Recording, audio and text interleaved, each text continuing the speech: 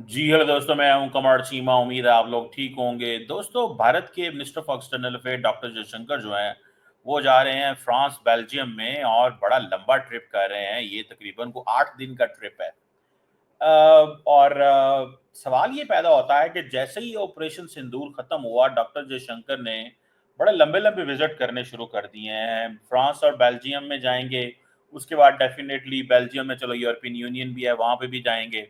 और सुनने में आ रहा है कि पहले वो मक्सा ही जाएंगे, the one favourite place of mine जो फ्रांस के अंदर है, the south of the France, मक्सा ही। बहुत सारे अरब्स मिलेंगे आपको वहाँ पे। एक बड़ी जिसे वो कहते हैं ना, एथनिक डिवीजन है वहाँ पे। बहरहाल, इंडिया और फ्रांस जो हैं उनकी तकरीबन 25 साल हो गए हैं स्ट्रेटेजिक पार्टनरशिप को। और अगर मैं ये कहूँ कि ये दोनों ममालिक जो हैं they have been working across all domains जो स्ट्रेटेजिक लेवल पे हैं। और दूसरा ये है कि रीजनल एंड ग्लोबल इश्यूज के ऊपर ये अलाइन कर रहे हैं। एक फ्रांस के ऊपर क्रिटिसिज्म ये आया था कि फ्रांस आईएमएफ का मेंबर होने के बावजूद जब पाकिस्तान के हवाले से इंडिया ने ये कहा कि हम वोट अगेंस्ट करेंगे, तो there was no country which said that we should vote against Pakistan other than India. तो France, why didn't France stand with India? So इसका मतलब ये है कि फ्रांस अभी उस प्रोसेस से गुजर रहा है। जो तब्दीलियां, जो ट्रांसफॉर्मेशन चाहिए इंडिया को, अभी उससे गुजर रहा है। सो उनकी जो रीजनल एंड ग्लोबल इश्यूज के ऊपर अलाइनमेंट है वो बहुत कम है, लेकिन बायलैटरल जो फ्रीक्वेंसी है फ्रांस एंड इंडिया की वो बहुत ज्यादा है। और इस सिलसिले में हमें पता है वो एक है। लेकिन फ्रांस क्यों पाकिस्तान के साथ वो इंडिया का साथ नहीं दिया, उसकी भी कुछ वजूहात हैं। वजूहात बड़ी सिंपल सी हैं। वजूहात ये हैं कि फ्रांस इस चीज़ को समझता है कि पाकिस्तान कंट्री जिसके साथ हमें मिलके काम करना है। क्यों? कि आपको पता है कि एक तो फ्रांस ने बहुत सारा पाकिस्तान को डिफेंस इक्विपमेंट दिया हुआ है। गो कि मुझे इस चीज़ का भी पता है कि फ्रांस और पाकिस्तान के जो बायलैटरल रिलेशंस हैं, they are not at par जो मिनिस्ट्रियल लेवल पे होते हैं। कि समटाइम्स आप मिनिस्ट्रियल लेवल पे रिलेशनशिप लेके चलते हैं, समटाइम्स आप फॉरेन सेक्रेटरी लेवल पे रिलेशंस को जो है वो लेके चलते हैं। So you keep the relations at different places. आप मुख्तलिफ जगहों पे जो रिलेशनशिप को रखते हैं। और दूसरा ये है कि ये जो मजहबी इंतहा पसंद है पाकिस्तान के अंदर, जैसे टीएलपी वगैरह है, रिलीजियस पार्टीज, इनको भी फ्रांस बड़ा केयरफुली देखता है। सो एंड देन मुझे याद है जब पाकिस्तान के अंदर फ्लड्स आए थे तो वो फ्रांस ने पाकिस्तान को तकरीबन, if I am not wrong, more than 100 million euro दिया था। And the purpose of that 100 million euro was कि फ्रांस किसी ना किसी तरीके पे ये जो पाकिस्तान के अंदर मजहबी इंतहा पसंद है, इनको पाकिस्तान मैनेज करे, काउंटर करे, इनको रोके, इनकी वो अपनी सारी की सारी चीज करे। So I think that is where I understand. मुझे ये चीज़ जो है वो अंडरस्टैंड हो रही है। सो फ्रांस और इंडिया के ताल्लुकात बहुत अच्छे से ही, लेकिन लेकिन इस पैमाने पे नहीं है जहाँ पे जो फ्रांस जो है वो उसको एक सीधा सीधा उनको कहे कि जी हम इंडिया के साथ हर थिक एंड थिन में खड़े हैं। जिस तरह अभी फ्रांस ने अगले दिन ये कहा कि फ्रांस एशिया और यूरोप को मिल जाना चाहिए। और उन्होंने कहा जी कि हमें चाइना और रशिया से खतरा है, लेकिन असल में तो अमेरिका से भी खतरा है। फ्रांस नहीं चाहता कि अमेरिका जो है वो इस खित्ते के अंदर सिंगल हैंडेडली जो दिल है वो करता रहे। और वो इंडिया को भी मैसेज दे रहे थे कि भाई आपने क्या कर लिया, ठीक है ना जी, आपने क्या कर लिया, और आपने ऐसी क्या चीज जो है वो कर ली। So this is what I think,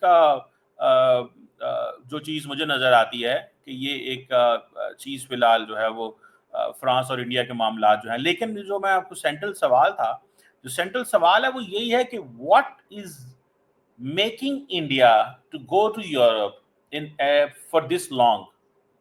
Jaishankar साहब तो अभी साल हुआ है, साल से ज्यादा कुछ अरसा हो गया है, लेकिन दोबारा he is going Europe at length and breadth.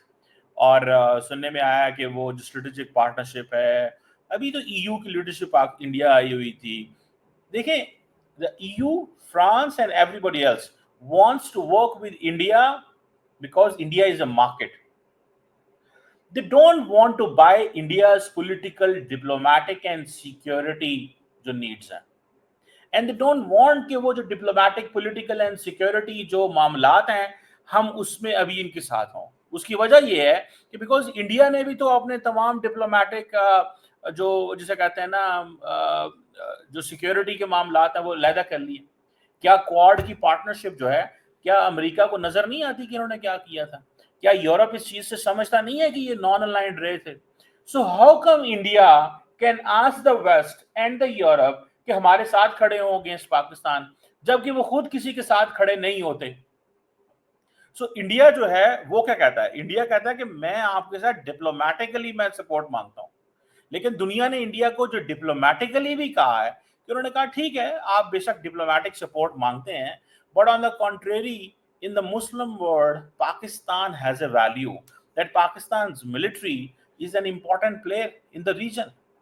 और पाकिस्तान एक इंपॉर्टेंट प्लेयर है खिते के अंदर इस सेंस में कि उनको पता है कि ये मेक एंड ब्रेक फैक्टर रहता है बहुत सारी चीजों पे। And then much of the European Union की जो पॉलिसी होती है एंड स्ट्रैटेजी आती है एंड जो उनका जो इंटरनेशनल वर्ल्ड व्यू आता है, दे लुक यूनाइटेड स्टेट्स। वो अमेरिका को देखते हैं वो क्या कर रहा है। जो वो देखते हैं अमेरिका कर रहा है, मैं इस पे आपको बता सकता हूँ कि I was recently having conversation with a few people and it was a group of the western officials and one of the person asked me this question। बड़ी मैं आपको इंटरेस्टिंग बात बताने लगा। one of the group person asked me this question, this is before Pahalgam, about 2 months back, तीन months back ये एक situation मुझे ये सामना करना पड़ा। उन्होंने कहा how do you see the changing, do you see the US Pakistan changing relations under the Trump administration? And मेरा व्यू ये था कि 50-50 है, because Trump is an eccentric personality, he can move this way, he can move that way. जैसे Indians को थोड़ा सा आजकल गुस्सा आया हुआ है कि यार ये इन्होंने ट्रम्प ने हमारे साथ किया क्या। So Pakistan is also looking that. लेकिन वो मुझे क्यों पूछा गया है यूरोपियन ऑफिशियल की तरफ से, because he understood this thing. उसने कहा कि अगर पाकिस्तान और अमेरिका के ताल्लुकात चेंज होते हैं तो Europe will also reconsider its relations with Pakistan in a different wavelength, एक different wavelength में यूरोप भी सोचेगा। So and particularly that was not a very mainstream European country, but yes it was an important European country in conversation with the uh, United States these days on so many areas। So मुझे ऐसा लगता है कि ये चीज जो है Europe जो है वो इस सेंस भी देखता है। सो इंडिया बेसिकली दोबारा जा रहा है एंड वो क्या कह रहा है, वो यही कह रहा है कि भाई मेरे लिए बनना बने, आप प्रीचर ना बने। ये जस्ट थोड़ा सा सुने डॉक्टर जयशंकर क्या कह रहे हैं। Amir, we look for partners. We don't look for preachers. Particularly preachers who don't practice at home what they preach abroad. And I think some of Europe is still struggling with that problem. Some of it is changing. So the issue for us, I mean, in many ways, Europe, I think, has entered a certain zone of reality check. Now, whether they are able to step up to it or not, it's something we will have to see. समझ रहे हैं वो क्या कह रहे हैं? देखिए चार चीजें उन्होंने कही। उन्होंने कहा जी यूरोप का जो है ना हमें प्रीच ना करें जब आप घर में प्रैक्टिस नहीं करते। वो किन एरियाज की बात कर रहे हैं doctor Jaishankar? He is basically asking Europe कि किन एरियाज की बात कर रहे हैं डॉक्टर जयशंकर। डॉक्टर जयशंकर कह रहे हैं कि भाई साहब आप बेसिकली ये करें कि आप जो प्रीचिंग कर रहे हैं, ठीक है, democracy, human rights, so on and so fourth, ये घर में ना करें आप। ये घर में तो आप कर नहीं रहे। उसने कहा कौन सी ह्यूमन राइट्स की बात आप कर रहे हैं? क्या मिडिल ईस्ट में जो हो रहा है वो हो रहा है?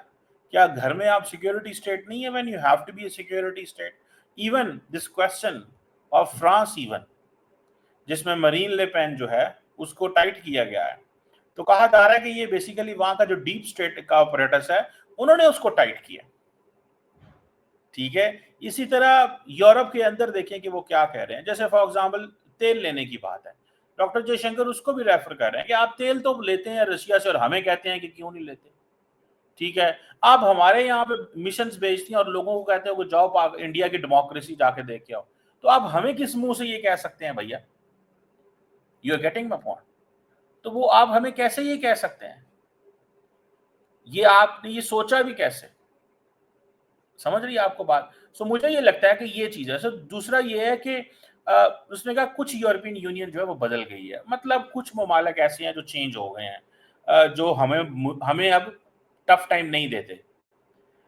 उनमें शायद is talking of France as well कि दोस्त है हमारा, इंटरनल हमारे मामलात में पोक इन नहीं करता। जर्मनी स्टिल करता है।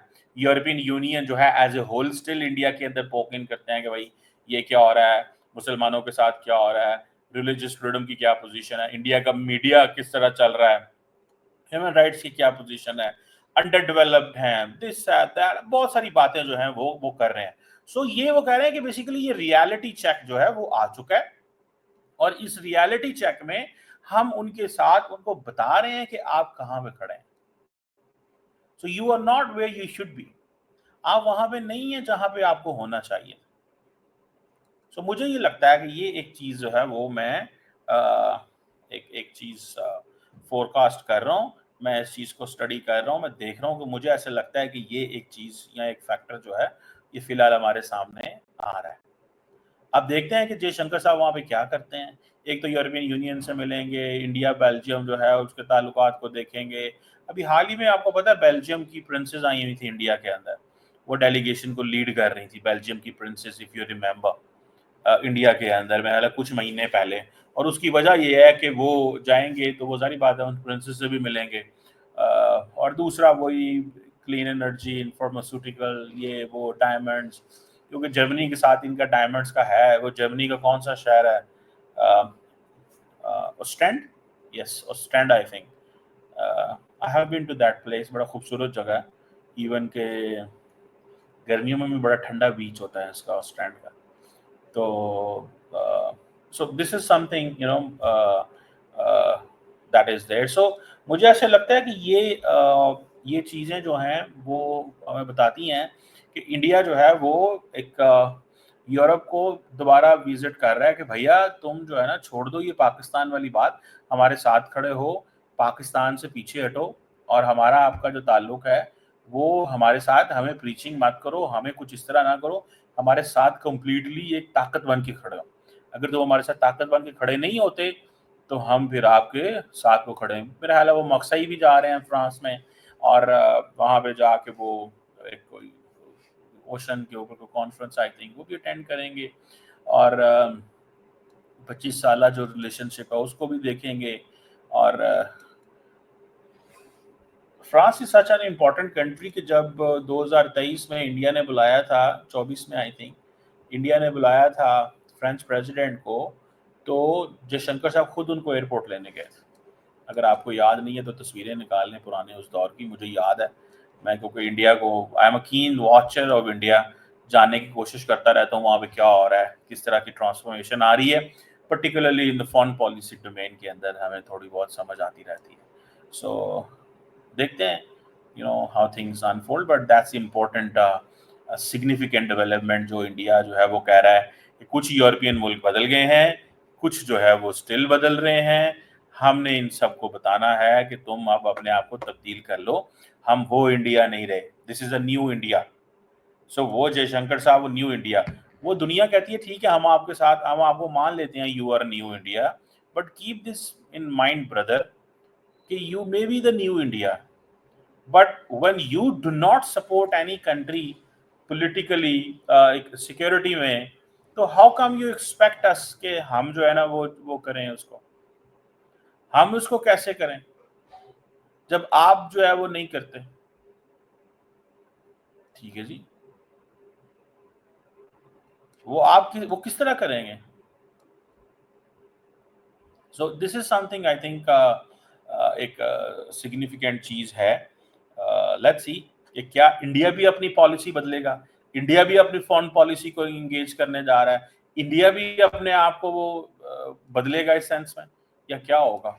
It's a big question, very big question. Let's keep watching this.